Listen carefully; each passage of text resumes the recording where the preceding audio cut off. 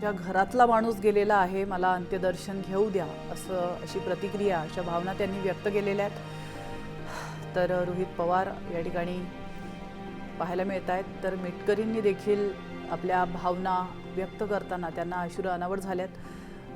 माझं आणि माझ्या संपूर्ण कुटुंबाचा जीव घ्या, मात्र अजित पवार जिथे कुठे असतील त्यांना परत आणा, अशा भावना त्यांनी व्यक्त केलेल्या आहेत.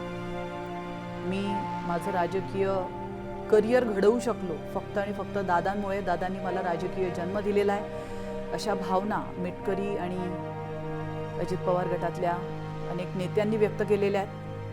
अजित पवार जातील असं कुणालाच वाटलं नव्हतं, अकाली एक्झिट घेतील असं कुणालाच वाटलं नव्हतं आणि सगळेच जण या ठिकाणी अतिशय हतबलतेनं भावनिक होऊन उपस्थित आहेत. हजारो लाखोंच्या संख्येने अजित पवारांचं एक अंतिम दर्शन घेण्यासाठी या ठिकाणी कार्यकर्ते आणि जनता बारामतीमध्ये पोहोचलेली आहे. बारामती सुन्न झाली आहे, कारण बारामतीने आज त्यांचा खंदा नेता गमावलेला आहे.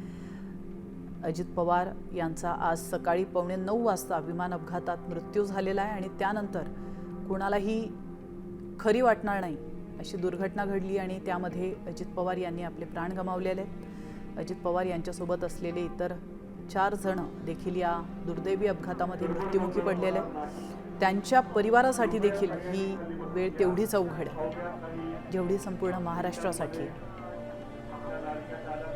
महाराष्ट्राचा दादा आज हरपलेला आहे. महाराष्ट्राचा दादा आज महाराष्ट्रानं गमावलेला आहे.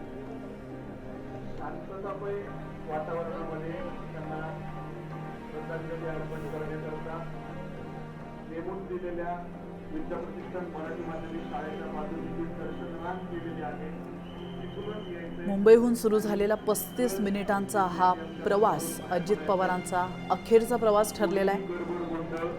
ज्या ठिकाणी अजित पवार यांनी 80च्या दशकात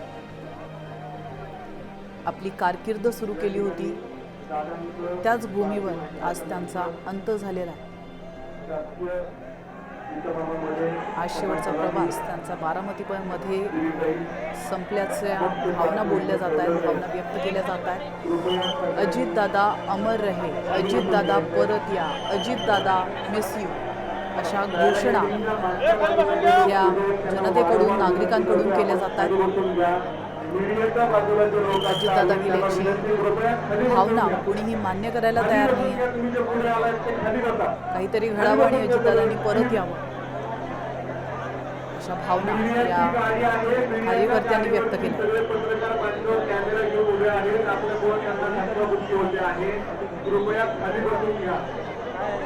आज जिल्हा परिषद आणि पंचायत समितीच्या निवडणुकांच्या पार्श्वभूमीवर बारामतीमध्ये अजित पवारांच्या काही सभा होणार होत्या आणि त्या सभांसाठी अजित पवार मुंबईवरून बारामतीसाठी निघाले.